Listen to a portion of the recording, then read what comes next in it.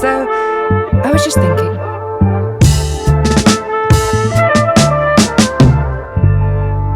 Hello, hi, and welcome to I Was Just Thinking, a podcast about creative confidence for all creatives and people who want to just make things and navigate the creative industries and who might feel insecurities about it, as we all do. Because I'm a creative, so I know.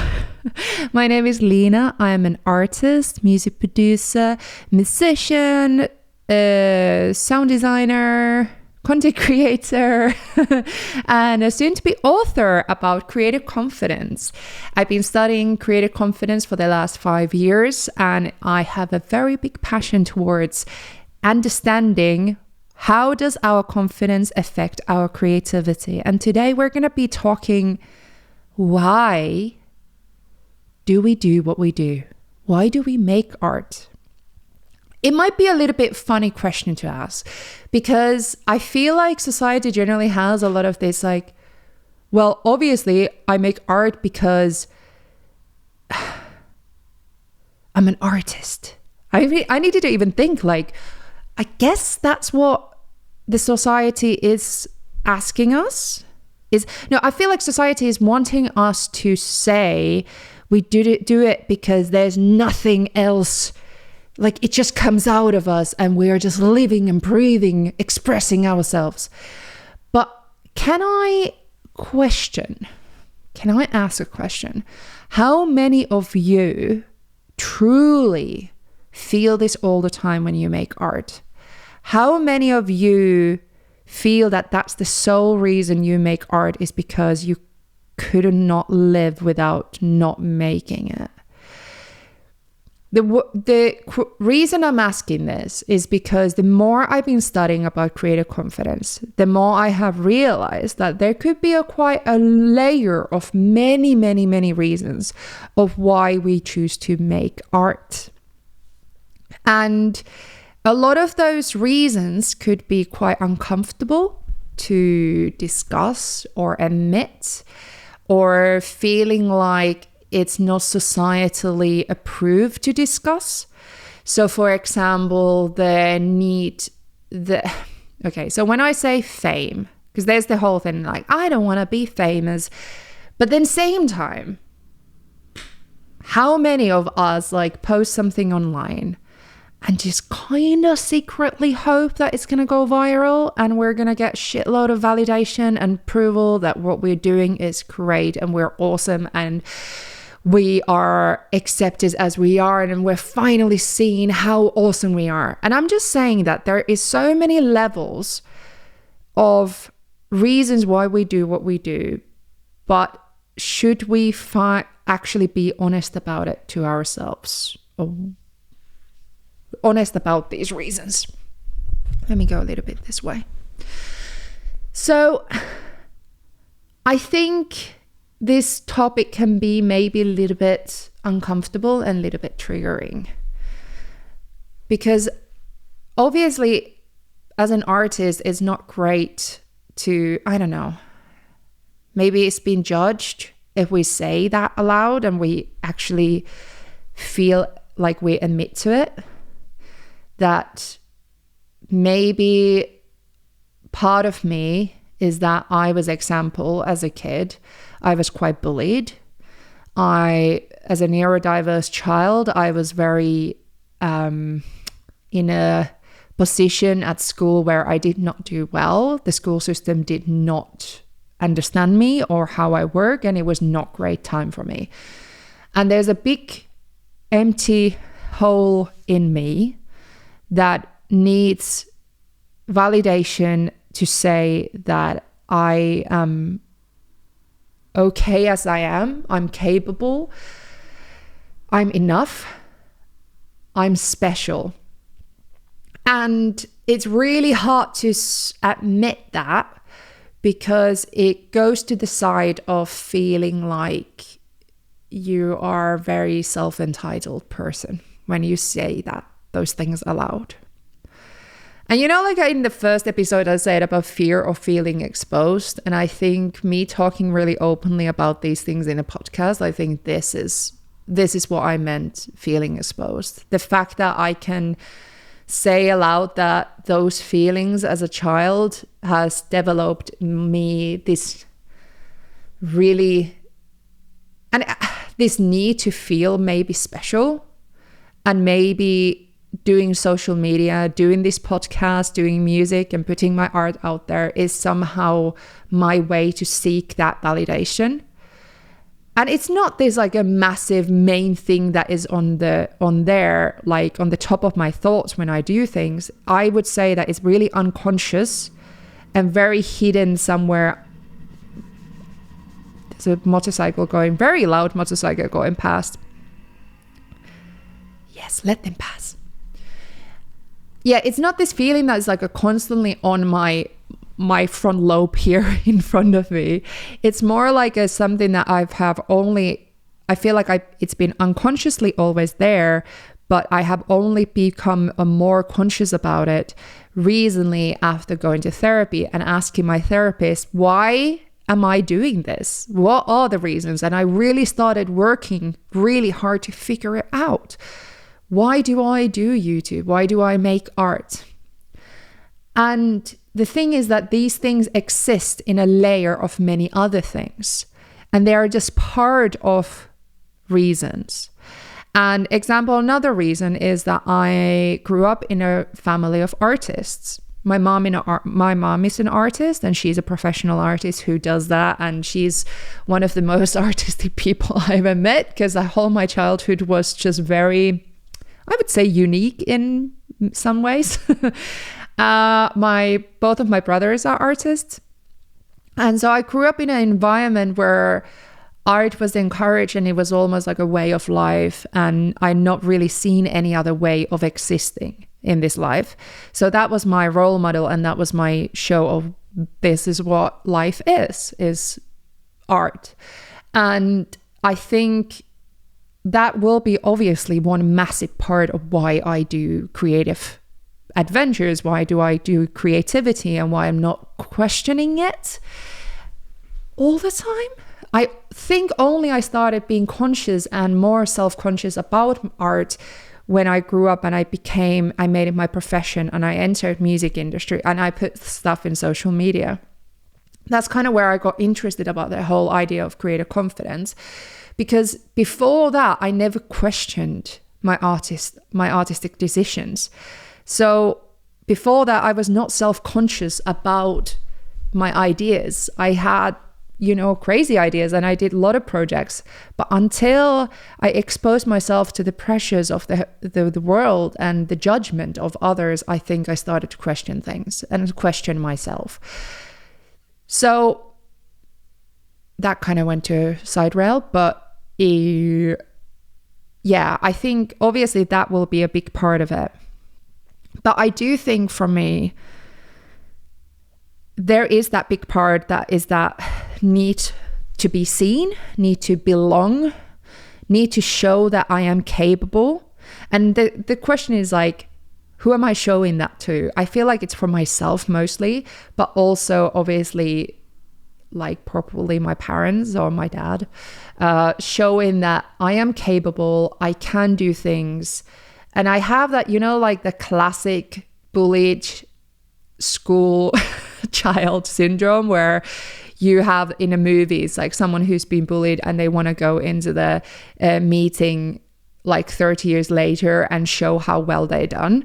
And I feel like that is a part of me that has been driven some of my choices in life. Absolutely. And the thing is, saying these things can make some people uncomfortable, but it doesn't make it less true. It doesn't make it less existing. And it's okay. It's okay to feel that. That is just, it just is. That's how things happen. And I guess why I'm talking about this and why knowledge in these things can be important is because the pressures, the unconscious pressures that we put on ourselves and the reasons why we do art is usually the reasons we also have creative blocks, why we have self-doubt, and why we feel confused about our direction in art and life generally. And I do feel like acknowledging those factors and realizing that how much, example, my school experience and feeling, I think for me it was the like feeling that I didn't have power, that power was taken away from me, and how much that like feeling of I need to empower myself, I need to feel strong and powerful, how much that has directed my decisions. And some of decisions are ones that maybe did not suit for me or were not comfortable for me. And I was putting myself into places and situations in this life where they brought me more confusion artistically and creatively than they brought me happiness, because of this I need to show. So for example, I kind of put myself in a point where I became a content creator who was working. I was doing one video a week for YouTube for 3.5 years without break, without anything, because I was embracing myself of being, I'm so productive. I'm so like, I feel like that I took that as like, as a positive thing about myself, is that look how well I'm doing. Look how much I can create. But what actually happened and what was in the behind was this obsessive need to be perfect, and obsessive need to grow my YouTube channel to 100,000 subscribers. And how that all affected my creativity is that I stopped singing because I started to believe that I'm a better producer than a singer, so I should stop singing. Because, well, one publishing company once said to me that I should... they said there was one publishing company that once told me that I am not a great singer, so I should focus on production more than singing. So during this time, that affected my confidence so much that I started really believing it, and I stopped singing. I focused more on creating content on those years that I created art. And I started to put my value as an artist to content and how many likes it got, how popular it became. And my whole self-value was surrounded by this idea that if I don't get to 100,000 subscribers, then I'm not good enough.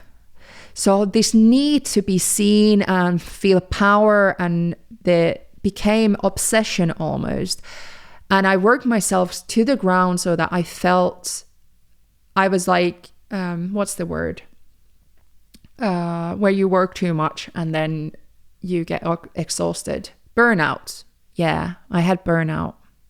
Because I was too tired, and I was literally doing 14-hour days, and it was absolutely ridiculous. And as much as anyone could have said, being around me and my husband saying like, you need to like think about your life choices and stuff, I felt like if I stop, my YouTube channel stops growing and I will be a failure.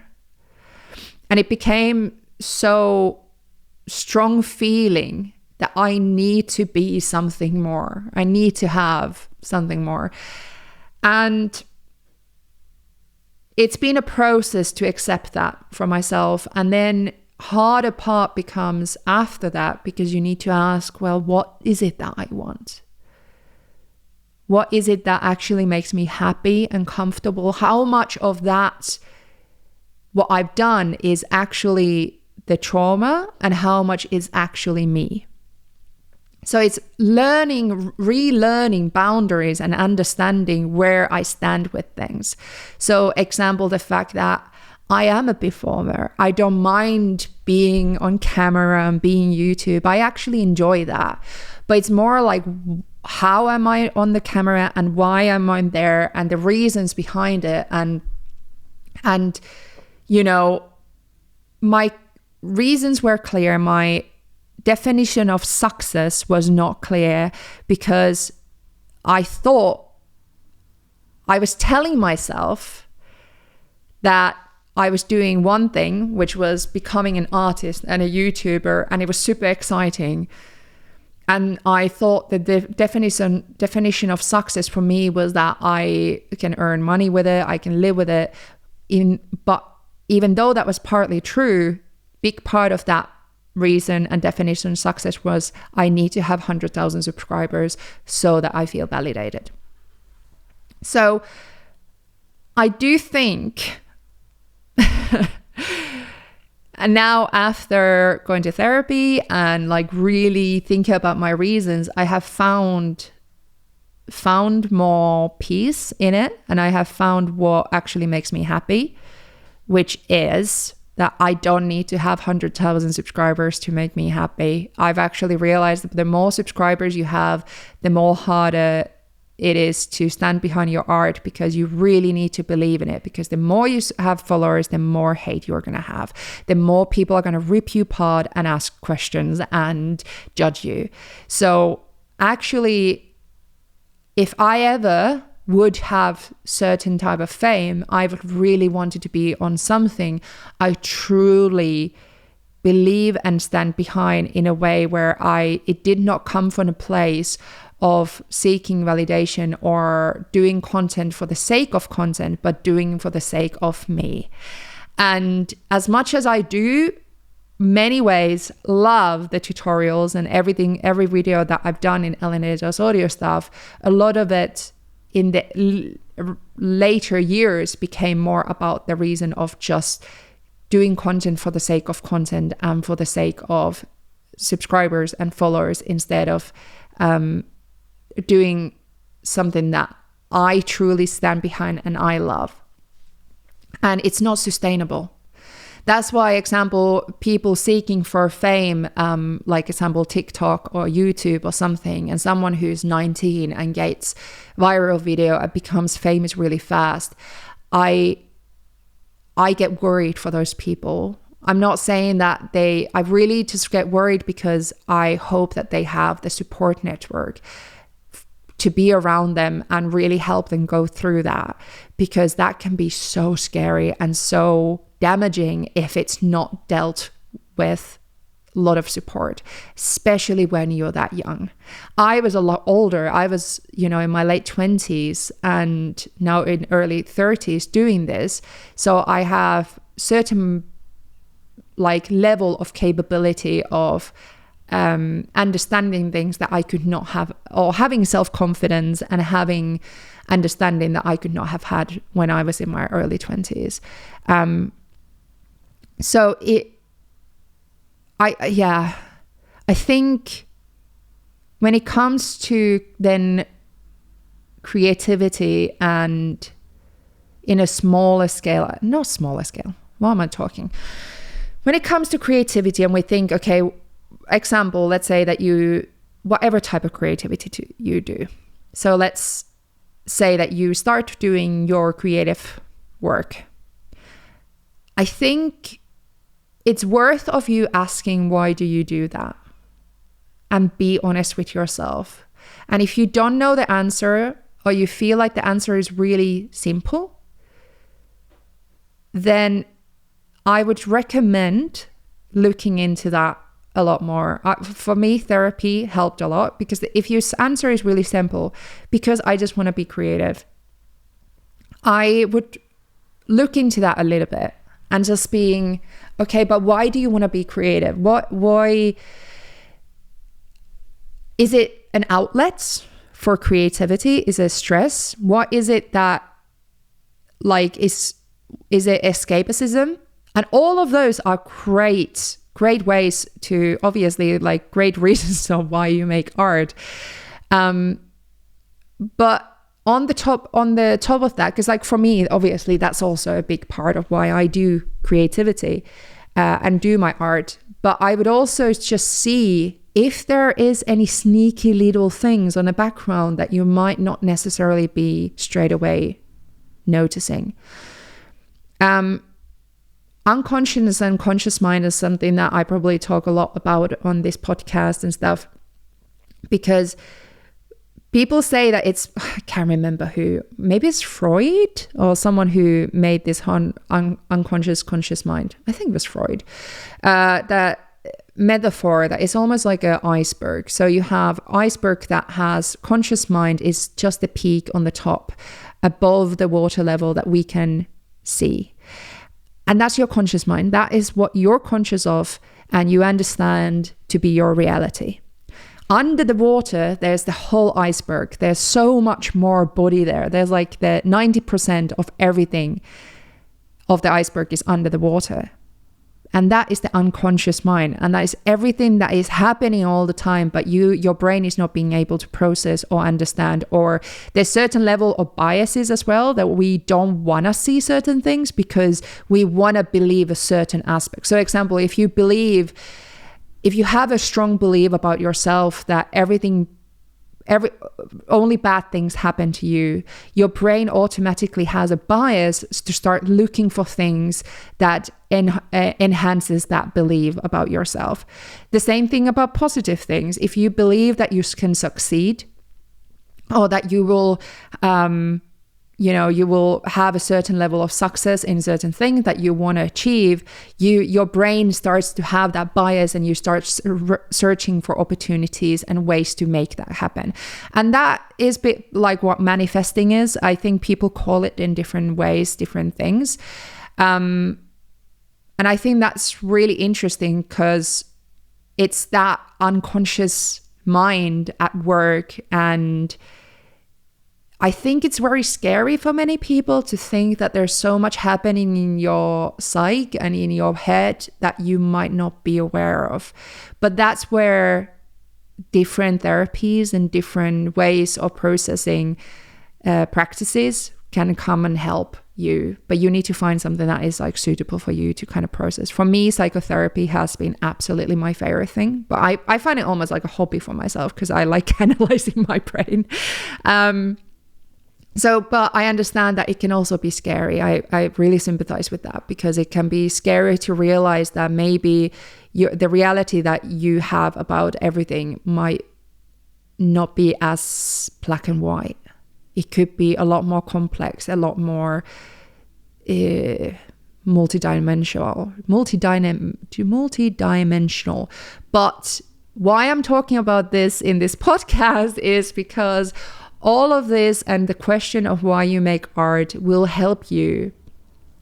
It will help you to overcome creative blocks and find the direction that you want to take in, the path that you feel comfortable in, and the path that is suitable for you, whatever that is. Okay, time for some letters from you lot. So this one is, it's by my editor again.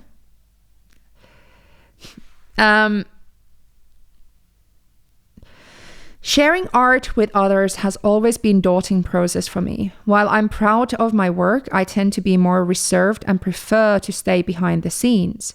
The idea of putting creations out there for everyone to see feels uncomfortably close to self-promotion, which I've never been comfortable with.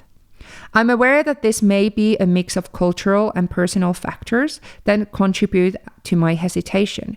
Even though I have a strong professional portfolio website that I know showcases my skill, I still find it challenging to share it with others, even potential clients.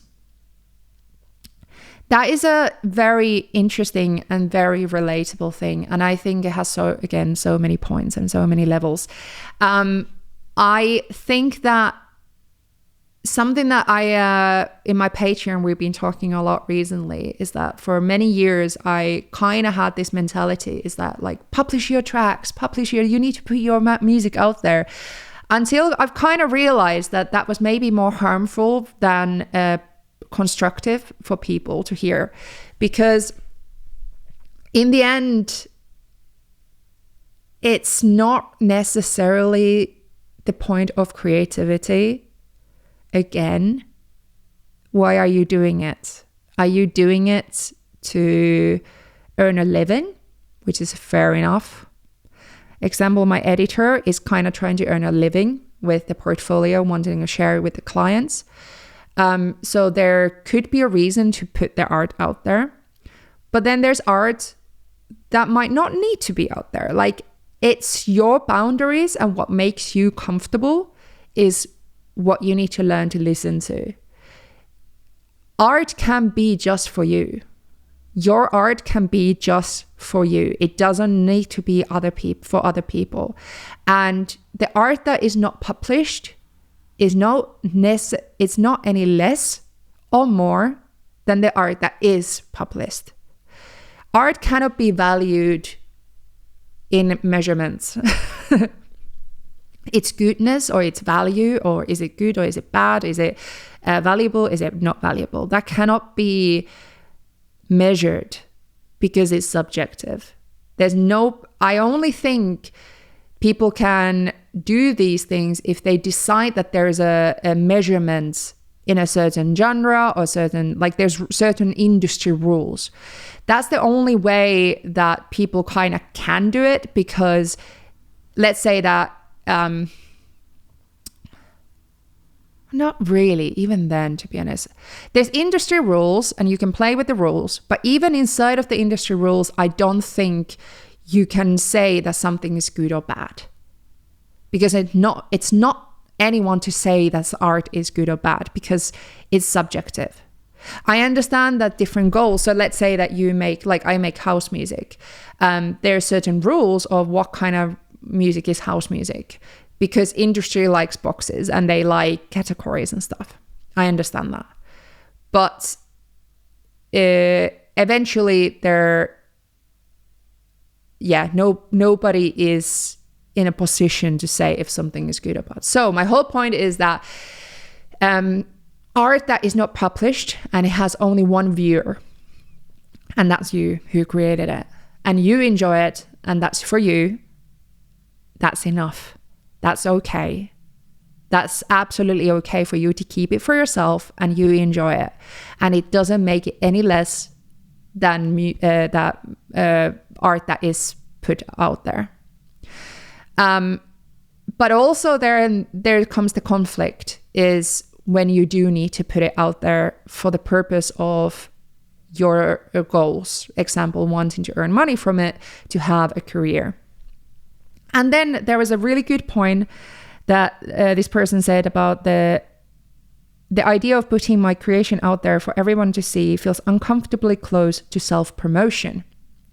That's a very, very interesting thing to say, and they continue, which I've never been comfortable with. I'm aware that this may be a mix of cultural and personal factors. Absolutely. I need to do my camera thing again. Absolutely, it can be a cultural thing. So I know that my editor is also from Finland. I'm from Finland, and in Finland, self-promotion and putting yourself out there is not necessarily seen as confidence as is in UK. If in UK you're out there and you talk about yourself and you're proud about yourself, in a certain level you are seen as confident. In Finland, it's seen kind of self-promotion, and there's a lot of shame connected to it. And I do believe that there must be other cultures also where this is kind of related to. So if you highlight yourself and you talk well about yourself and excited about yourself, it's seen as bad thing. It's being selfish or being too full of yourself. And it's a really interesting concept, because same time the society kind of tells you that you need to put yourself out there and feel good about yourself, and you have this whole empowerment movements and all this, and same time a whole culture can tell you that if you do that, you're actually embarrassing or you should feel shame about it. It might be that this person is meaning a different thing, but this is how I personally interpreted it. Interpreted it. I don't know. That was a glitch. Sorry. Ooh. Interpret.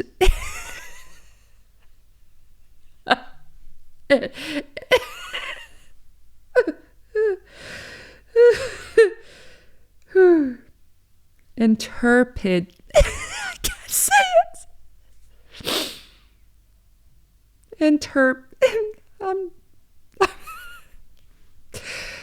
Oh. That's how I took it that way. Yeah, I'm just gonna ignore that word now. Self-promotion. I'm gonna have a quick drink of water. If you're new here, I don't edit this. These are just one take ones, so you're welcome. Self-promotion. Yeah, I think that is something that so many people can relate to, is the whole art. It feels like if you put yourself out there, it feels almost, it's a bad thing to do. The whole, like, what do you think who do you think you are? Who do you think you are putting yourself out there? Who do you think you are putting your art, like, why do you think people care what you have to say or what your perspective is? There is so much of that attitude in this world when it comes to art. And it's so easy to take that in yourself. And that can be one of the biggest reasons why we don't do art and why don't we put our art there. And that was the whole reason. Yeah, if you remember, my first whole episode of this podcast was about that. It's about the anxiety around feeling like I'm not gonna be good enough. Who do I think I am making a podcast about this topic? Why should anyone care? And it's scary because I do feel like it's self-promotion. I do feel that feeling. I feel shame and embarrassed because who am I to talk about these things? But if you think about it, the world is full of people. There's a lot of people in this world. Lots and lots and lots and lots. And everybody has a different perspective on this life. Everybody has a different voice. It's pretty cool that those people are sharing how they see the world.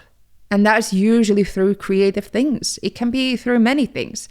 Whether you are a writer, whether you are a painter, whether you're a mathematician, whatever you do, it's kind of cool that you have your perspective. Only you can have that perspective of life. Nobody else can know that.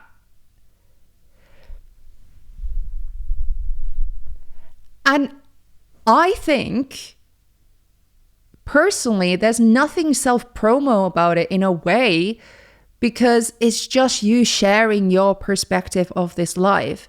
I think it's maybe then we need to flip it around, that perspective. We need to maybe recognize where that feeling comes from. Maybe it's cultural, maybe it's family culture, maybe it's some learned behavior of feeling shame, of showing your perspective, maybe feeling like, maybe we need to acknowledge that it could come from the feeling of you don't feel confident enough in your self-confidence to feel that your perspective of life is worth sharing. And maybe we need to flip it. That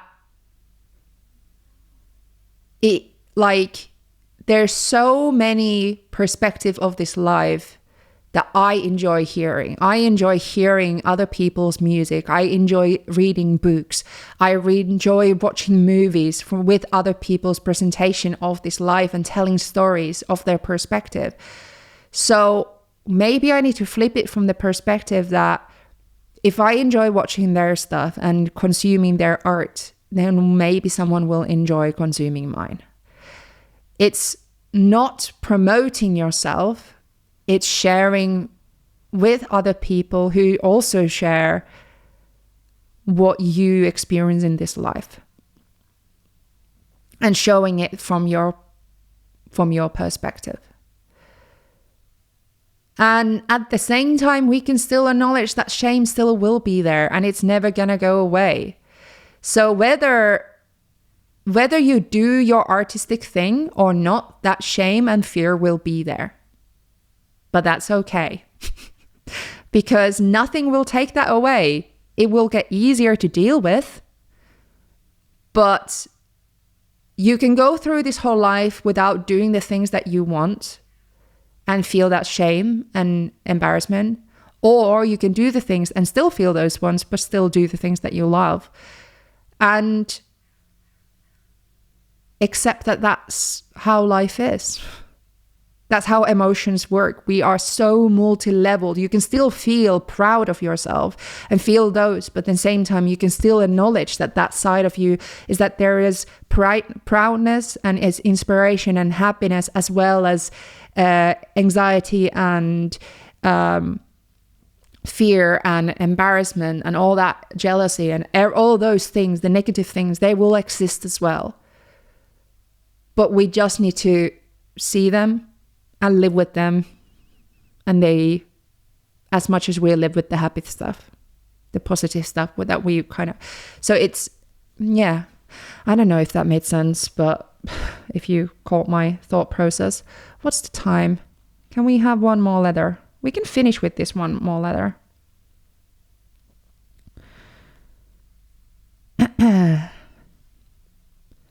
This is from my friend Cherry Seraph, artist, musician. Hey Lina. Hey.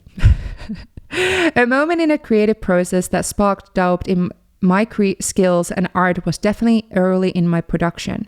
I had a gap in my taste versus knowledge. That is very common. I wanted to create music like the artist I would hear on the radio. When I couldn't do that, it would set me back and I would think I couldn't produce. To an sorry. I need to focus. Dyslexia. To an extent, this still happens now from time to time because we are constantly learning and that we can't always get things right the first time.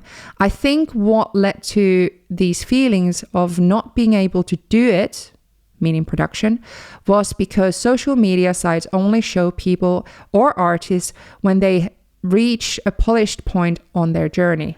So true. There isn't so much out there showing people's productions when they first started out. It's hard not to compare yourself to others. So I think some of the time the obstacles can be from outside, like putting releases out and not getting as much traction as you might want, which may make us feel unworthy of producing. That's literally what we were just talking about. I think the obstacles can also come internally in the way we perceive ourselves, like needing to be perfectionist to the point where it restricts the creativity behind the art. Ooh, what a good sentence. Like needing to be perfectionist to the point where it restricts the creativity behind the art. Hope this makes sense. I think that summarizes, to be honest, everything that we were talking about this whole episode. My mouth is so dry right now that it probably sounds horrible to listen to. So I think that's Sophie's letter is amazing place to finish this discussion. And I want to hear from all kind of artists out there. What are your experiences in different arts? I honestly talk about a lot from a musician's perspective, and a lot of my existing followers already are musicians. So I would love to hear, are you a writer? Are you a movie maker? Are you what kind of whatever creativity you do? DM me at Lina, L-I-I-N-A, 2 I's, L-I-I-N-A, thinks. Lina thinks on Instagram, and let me know your stories, your perspectives on whatever I talked about. And I'm going to be reading as many letters in these episodes to come as I can. Please follow me in there as well, and we can discuss more. Bye, everybody. And I'll see you all soon again. Happy creative time. Bye.